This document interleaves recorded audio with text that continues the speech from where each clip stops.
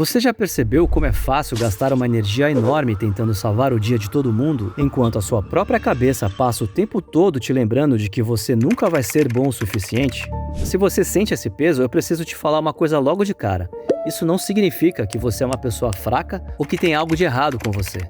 Sabe aquela sensação de deitar a cabeça no travesseiro e, em vez de descansar, começar a passar um relatório mental de tudo que você deixou de fazer ou que poderia ter sido melhor? Pois é. Se esse ciclo faz parte da sua rotina, fica comigo pelos próximos minutos. Esse vídeo vai te mostrar exatamente o motivo da sua mente fazer isso com você. Hoje nós vamos mergulhar na psicologia que explica esse comportamento e entender como desarmar essa armadilha que a sua própria cabeça criou.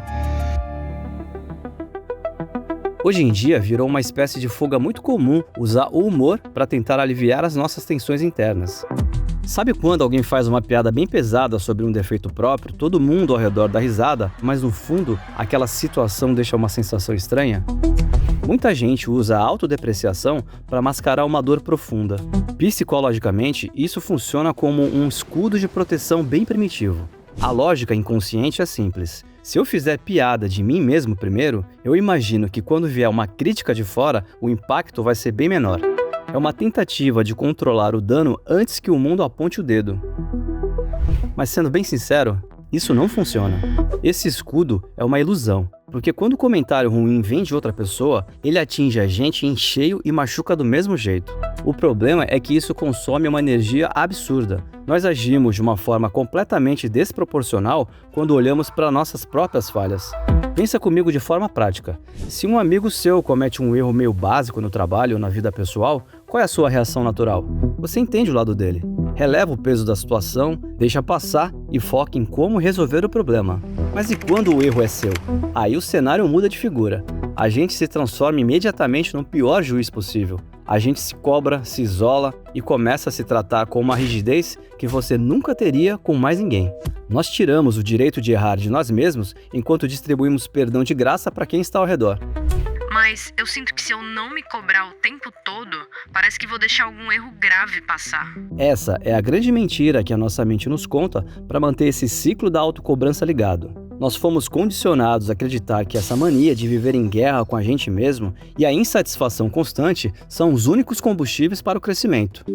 Só que existe uma diferença gigante entre querer melhorar e passar o dia se martirizando por não ser perfeito.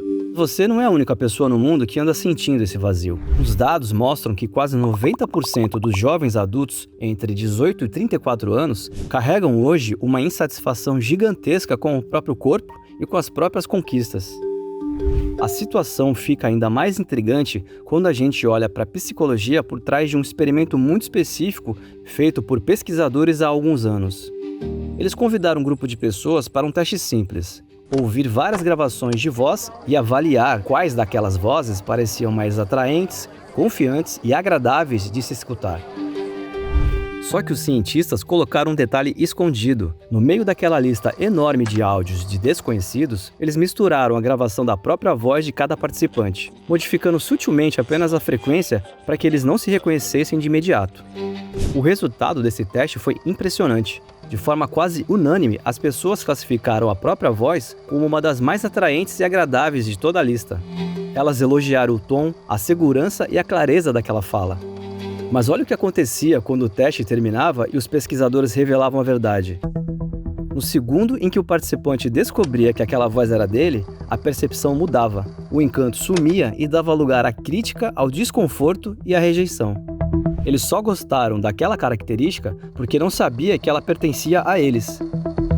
Isso revela um mecanismo psicológico muito profundo sobre a nossa mente. O problema nunca foi o que você é de verdade, a sua essência ou as suas capacidades. O problema é que o nosso nível de exigência fica infinitamente mais cruel quando a gente entende que o resultado é nosso.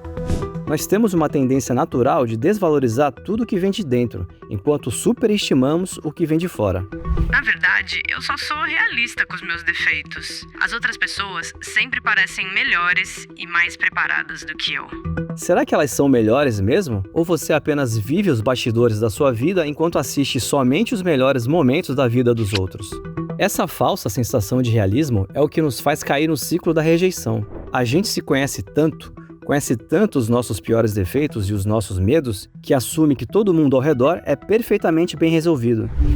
Em outro teste, os pesquisadores decidiram acompanhar 3 grupos de pessoas que viveram situações bem diferentes.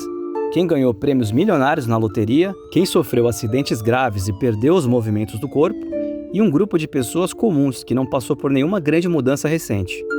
O que eles descobriram quebrou a cabeça de muita gente. Ao comparar a felicidade dos ganhadores da loteria com os dos outros 2 grupos após os seus respectivos eventos, não houve diferença significativa em longo prazo. Os ganhadores da loteria tiveram um pico gigantesco de euforia, mas depois de alguns meses, a felicidade deles voltou praticamente ao mesmo patamar de antes. A mente se acostumou com dinheiro rápido demais. Ironicamente, o único efeito duradouro ali foi que eles perderam o prazer nas pequenas alegrias do cotidiano, como ouvir uma piada boa ou comer a comida favorita, porque a régua de exigência deles subiu demais. Já com as vítimas de acidentes, aconteceu algo que desafiou o que costumamos acreditar. Eles não passaram a vida inteira destruídas ou lamentando o passado. Demonstraram uma resiliência absurda e logo encontraram um novo normal funcional, com níveis de bem-estar surpreendentemente altos. Porém, quando os cientistas colocaram os dados lado a lado, a grande resposta apareceu. A nossa mente se adapta ao que é bom na velocidade da luz, mas o impacto do que é negativo demora muito mais tempo para assumir. O cérebro engole a euforia da loteria e faz ela virar tédio em meses, mas a dor do acidente deixa uma cicatriz muito mais profunda, que a mente continua remoendo e comparando com o passado por anos. Ou seja, nós fomos programados para normalizar as nossas vitórias muito rápido, enquanto os nossos pontos negativos e dificuldades grudam na nossa cabeça e parecem impossíveis de ignorar. Quer ver como essa dinâmica injusta se aplica perfeitamente à nossa realidade de hoje? Fiz um post e eu recebi vários comentários legais, mas aquele comentário que pareceu mais uma crítica não saiu da minha cabeça por dias. É exatamente isso. Você pode postar um projeto, uma foto ou um texto e receber 50 mensagens de apoio de amigos e familiares. Mas se uma única pessoa deixar uma crítica ácida ou um comentário de deboche, a sua mente vai ignorar todos os elogios e passar a noite inteira focada naquilo. E aí uma única rasteira molda a nossa semana, enquanto dezenas de abraços parecem não ter efeito nenhum. E a explicação para isso não está em uma falha de caráter, mas sim na forma como os nossos ancestrais sobreviveram na floresta. Se o humano primitivo esquecesse onde ficava uma árvore cheia de frutos saborosos, ele só passava um pouco de fome naquele dia. Mas se ele esquecesse a localização da toca de um predador perigoso, ele não sobrevivia ao dia seguinte. A evolução mudou a nossa estrutura cerebral para priorizar o pior cenário possível. O problema é que o mundo moderno mudou, os predadores sumiram, mas a nossa cabeça continua agindo como se qualquer erro social ou profissional fosse causar o fim da nossa existência. Essa herança antiga de tentar se proteger do perigo a qualquer custo faz com que a gente sinta um medo desesperador de ser deixado para trás pelo grupo. Antigamente, o isolamento era uma sentença de morte. Por isso, para garantir o seu espaço na tribo, você aprendeu a monitorar cada comportamento seu, tentando adivinhar o que os outros esperavam de você e corrigindo as suas falhas antes que qualquer pessoa pudesse notar. Com o passar dos anos, essa vigilância permanente acaba criando uma divisão interna muito dolorosa. A psicologia explica que nós passamos a vida inteira tentando equilibrar e alinhar 3 versões diferentes de nós mesmos dentro da nossa mente. A primeira parte desse quebra-cabeça é o seu eu real, é quem você é de verdade, quando ninguém está olhando, com as suas falhas, os seus dias de preguiça e a sua rotina comum. A segunda parte é o seu eu ideal, que representa aquela projeção perfeita de quem você gostaria de ser, com a carreira impecável, as finanças resolvidas e o comportamento exemplar. E a terceira parte é o seu eu esperado, que é aquela imagem que você construiu na sua cabeça sobre o que a sociedade, a sua família ou a pessoa que você se relaciona exigem de você. A ansiedade esmagadora e aquela sensação constante de que você nunca é bom o suficiente surgem justamente quando essas 3 peças estão completamente desalinhadas. Quanto mais distante o seu eu real está daquela cobrança perfeita que colocaram nas suas costas, mais a sua mente entra em conflito.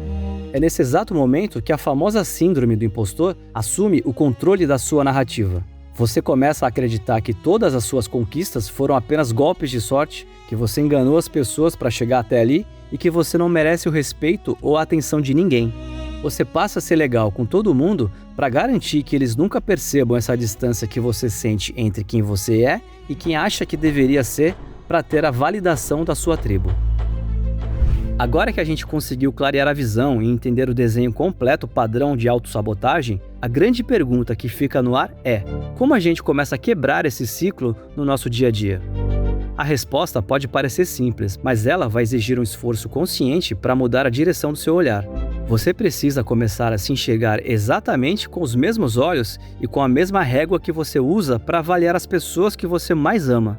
É exaustivo passar o dia inteiro sendo julgado e atacado pela minha própria cabeça.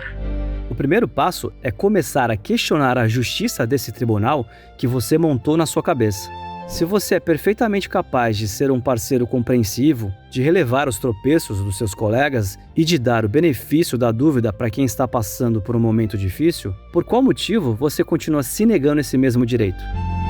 Essa pressão sufocante que você coloca em si mesmo para construir uma carreira impecável ou sobre manter uma rotina perfeita todos os dias, elas são apenas construções de uma sociedade que lucra com a nossa eterna sensação de insuficiência. No momento em que você começa a direcionar essa mesma paciência e essa mesma compreensão para dentro de você, aquela autocrítica violenta perde o sentido. Entenda de uma vez por todas que você não precisa atingir um ideal inalcançável para ter o direito de aceitar quem você é hoje e mesmo assim seguir fazendo mudanças para se tornar uma versão melhor. Comece a aceitar os seus dias produtivos e também os seus dias de baixa com a mesma naturalidade, até porque ninguém é perfeito. Trate a si mesmo com o mesmo respeito e com a mesma compreensão que você distribui de graça para o resto do mundo. Afinal, a pessoa que mais precisa do seu apoio e do seu acolhimento nesse momento é justamente aquela que você enxerga quando olha para o espelho. A voz que você escolhe alimentar na sua cabeça dita a realidade que você vai viver. E vice-versa.